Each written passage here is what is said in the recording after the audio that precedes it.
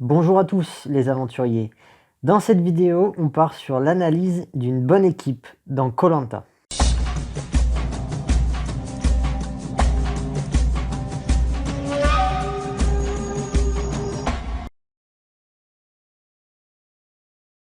Et oui, c'est toujours mieux d'être une bonne équipe, une équipe qui gère au mieux les tâches sur le camp, qui gagne des épreuves, qui s'entend bien. Une équipe fonctionne de manière optimale si les membres sont impliqués avec des objectifs communs, une confiance mutuelle, de la coopération.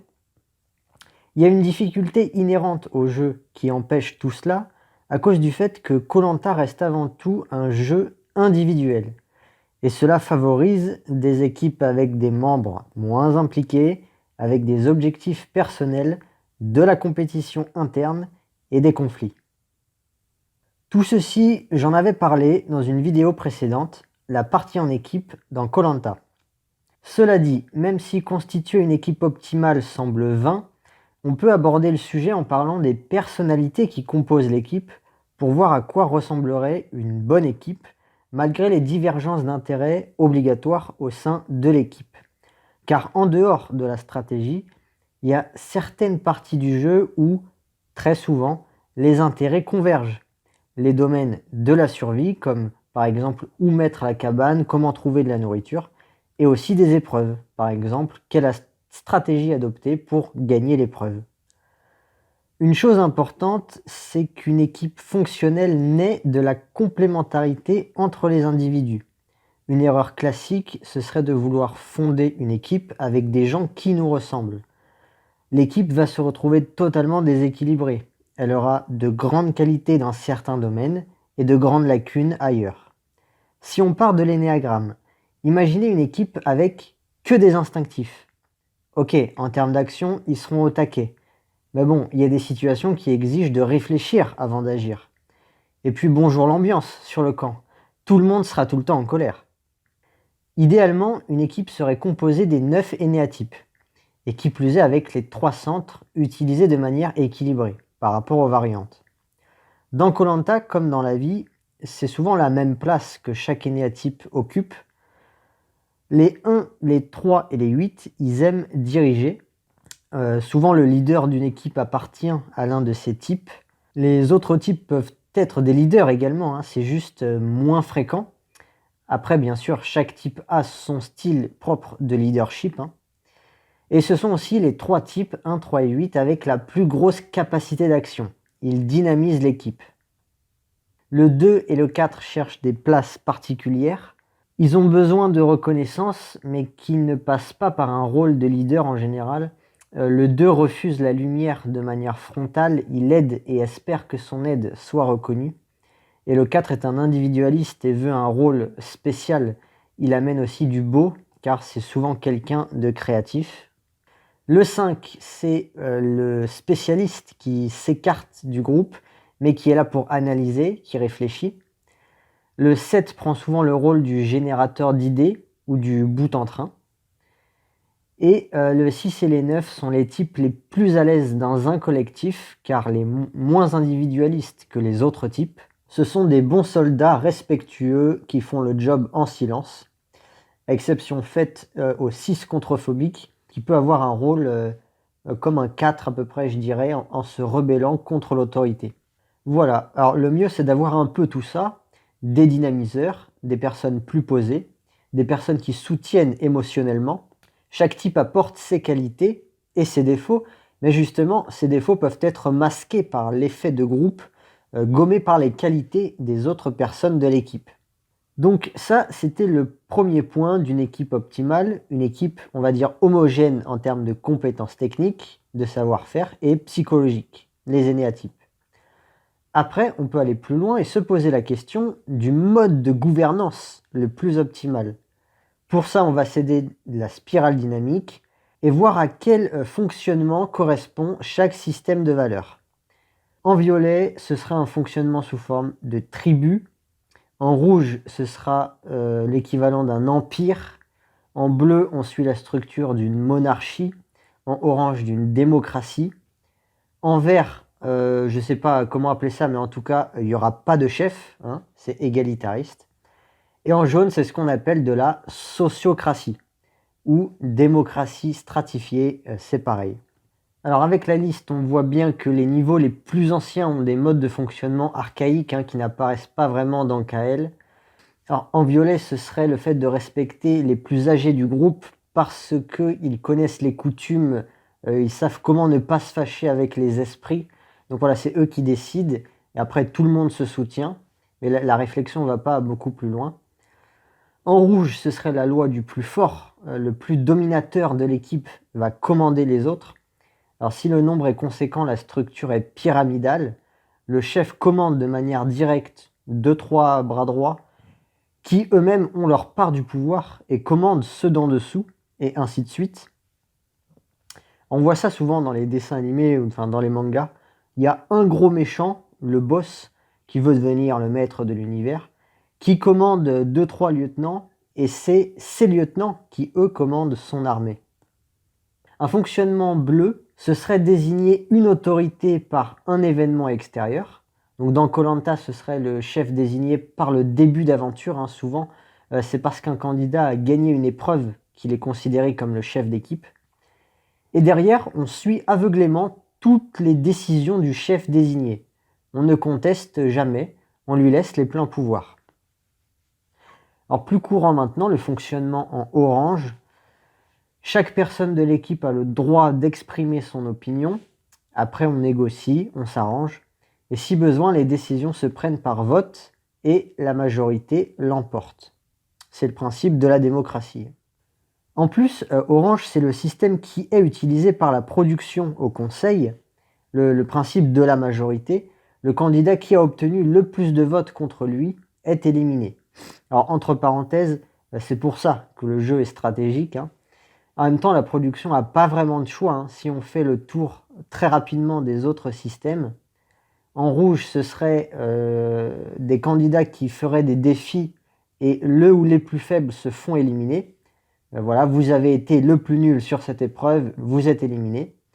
Bon, ok, ça existe un peu. Il y a quelques éliminés comme ça sur des épreuves éliminatoires. Dans une logique bleue, les candidats ne s'élimineraient pas entre eux non plus. C'est la production qui choisirait qui elle élimine par rapport à des critères qui font office de vérité ultime. Imaginez Denis dire « La production a décidé de vous éliminer et notre sentence est irrévocable ». Orange, c'est ce qui se passe, on fait des votes et la majorité l'emporte. Et en vert et en jaune, il n'y aurait jamais d'éliminés, ça ne marcherait pas, car vert souhaitera l'accord à l'unanimité à chaque fois, et même y compris du candidat désigné au scrutin. Alors imaginez Denis qui dit « La tribu a décidé de vous éliminer, mais leur sentence est révocable. Est-ce que vous êtes d'accord ?» Évidemment, tout compétiteur qui se respecte refusera et personne ne sera jamais éliminé. Enfin en jaune, comme il se développe sur la base de vert, c'est un peu pareil, sauf qu'il corrige certaines choses. Il n'y a pas besoin de l'unanimité de l'équipe, mais l'éliminé peut toujours refuser la décision majoritaire. Bref, revenons à nos moutons. Peu importe le fonctionnement de la production, une équipe en interne peut choisir un mode de gouvernance différent de celui du jeu. Dans le cadre d'une résolution théorique du jeu koh, je pense qu'une équipe gagnerait à utiliser la sociocratie pour les secteurs survie et épreuve, j'entends bien. Encore une fois, le fait qu'il y ait en fond un jeu individuel bloque la possibilité d'utiliser la sociocratie dans la partie stratégique. Donc la sociocratie fonctionne sur la base de 4 principes. Le consentement, les cercles, le double lien et l'élection sans candidat. Pour les curieux, vous avez un lien en description. Ici, le cercle et le double lien, je ne vais pas l'expliquer. On s'en fiche un peu puisqu'au maximum dans une équipe de koh c'est 10 personnes, on va dire. Donc il n'y a pas besoin de cercle. On va se concentrer sur le consentement et l'élection sans candidat. Pour expliquer le premier, on va se prendre un exemple. Choisir l'emplacement de la cabane. En fait, jaune adore la notion de compétence. Et voyez le gros problème de la démocratie proposée par Orange, c'est que cette notion n'apparaît pas dans la prise de décision. Toute personne dispose d'un pouvoir égal. C'est-à-dire concrètement que si on fait un vote à main levée pour choisir l'emplacement de la cabane, eh bien moi, qui n'y connais strictement rien, mon vote va compter autant que celui de quelqu'un qui aurait fait des stages de survie. Jaune résout ce problème par la recherche du consentement. En jaune, ça veut dire que dès qu'une seule personne émet une objection argumentée, la décision est bloquée. J'insiste sur argumenter. L'argument est obligatoire. Si l'objection n'est pas fondée, alors elle est systématiquement rejetée. Comme ça fonctionne sur la base de principes, jaune ne laisse pas de place à la vengeance ou aux états d'âme. Ce qui compte, c'est la réflexion. Il n'y a pas de je veux pas que la cabane soit là parce que j'aime pas. L'idée, ce serait que chacun a le droit d'opinion, comme en orange, mais on approfondit le sujet. On fait un tour de tout le monde, chacun argumente. Ceux qui n'y connaissent rien disent « moi je m'abstiens » car je ne connais pas le sujet. Et si deux personnes avancent des arguments opposés, il y a débat, et théoriquement le débat continue jusqu'à ce que l'un soit convaincu par l'autre et n'a plus d'objection à émettre. Alors, voyez qu'à l'écrit c'est stylé. En pratique, pour qu'un tel mode de gouvernance marche, ça fait appel au caractère responsable de chacun. Par exemple, il faut que ceux qui manquent de compétences le reconnaissent humblement et ne cherchent pas absolument à montrer qu'ils s'y connaissent, ou pire, à imposer leur point de vue. En général, ça se fait tout seul, ce genre de décision par consentement dans Koh Lanta. Dans le cas de la cabane, il y a souvent dans le casting une personne qui maîtrise le sujet et les autres le laissent faire. Alors ce qui rend la gestion en fait plutôt facile par rapport à ça, c'est la taille de l'équipe. Moins il y a de personnes, plus c'est facile à organiser. Pour ce qui est des petites décisions, pas besoin non plus d'utiliser le consentement à chaque fois. On peut très bien choisir que certaines tâches soient gérées autrement pour plus de confort. Alors cependant, le choix de ces dites tâches se fait par consentement. Et le deuxième point maintenant, pour l'élection sans candidat, quand l'équipe doit élire un représentant pour une fonction, il n'y a pas de candidat et donc pas de vote.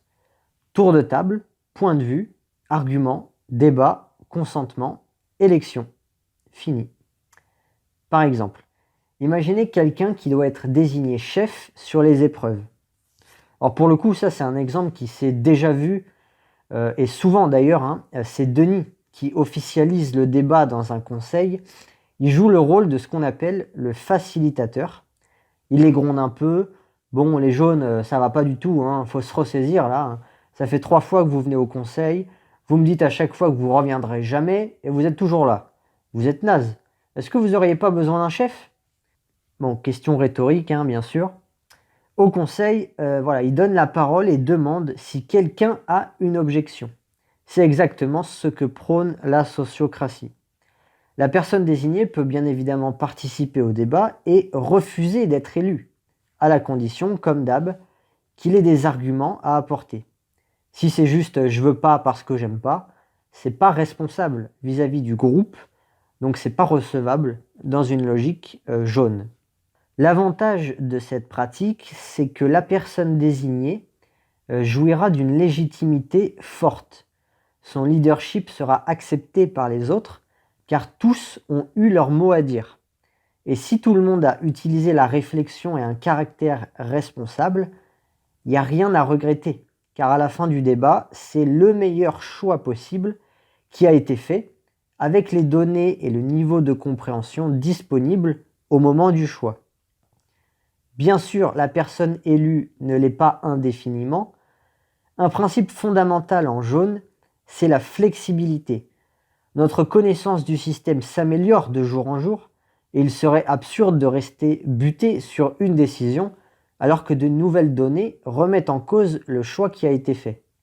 Si avec le recul on se rend compte que ça ne le fait pas, on remet le débat sur la table et on voit si une meilleure solution peut voir le jour, toujours à l'aide du consentement.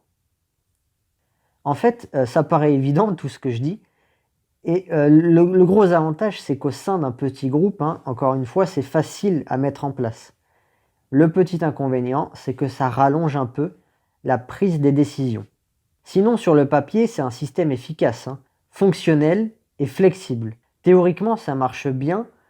En réalité, dans la pratique, j'insiste là-dessus, ça ne marche qu'à la condition que chacun joue le jeu, c'est-à-dire que ça fait appel au caractère responsable de tous. Après, ça roule. Si tout le monde est sérieux et pense à l'amélioration du groupe, au lieu de penser directement à soi-même. La réflexion se passe à une échelle plus grande, comprendre et visualiser le système dans lequel on est, moi et mon équipe. Ensuite, à titre individuel, il n'y a recherche d'un bénéfice personnel que si cela ne nuit pas sur le groupe. Car c'est à cause de cette recherche que l'efficacité globale de l'équipe diminue souvent. Par exemple, si quelqu'un veut absolument ramener du poisson, car il s'est promis de pêcher au moins un poisson dans Koh Lanta, eh bien, il va monopoliser le harpon. Problème, s'il est nul, il ramènera jamais rien. Et l'équipe va être moins bien nourrie à cause de lui.